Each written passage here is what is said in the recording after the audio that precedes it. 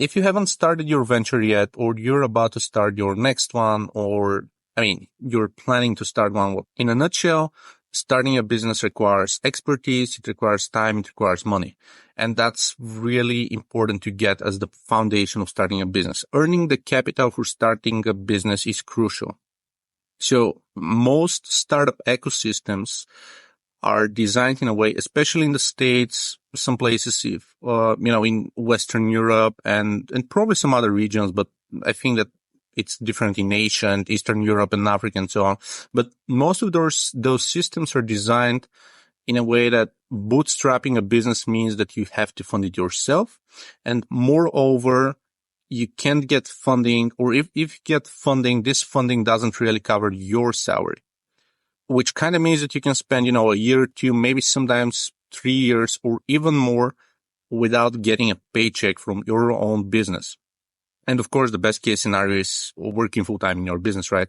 So earning capital upfront as much as possible is the best possible way to start your business. It will also give you a way to test different concepts like advertisement, marketing, hiring different people to speed up your growth without sticking around with limited budget, being unable to. The most popular way is to earn capital through a job, which is probably going to teach you something and, get you better at something that is going to be of value during your entrepreneurial journey. Working in a startup is a good way to understand how a startup works, what are kind of the prerequisites and so on. It's not always ideal. After all, over 80% of the startups fail.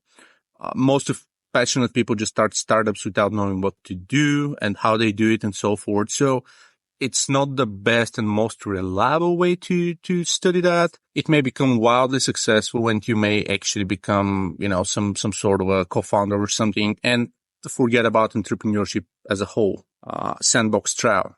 And that's kind of one of my favorite options.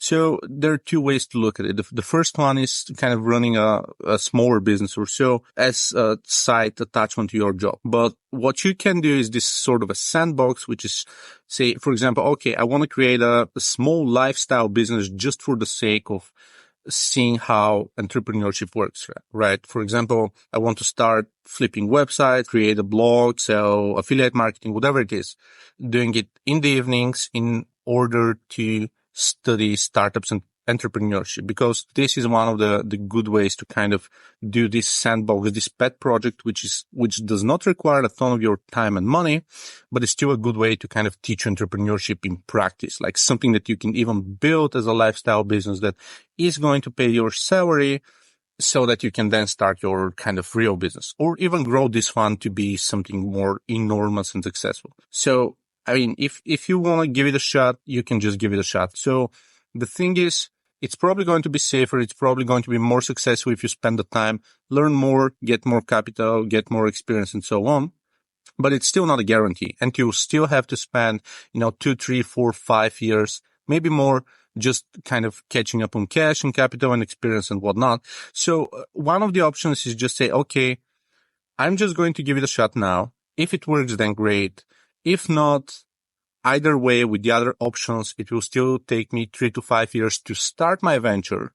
So if this gets successful, great. If not, in 3 years, I'm just going to start the second venture, right?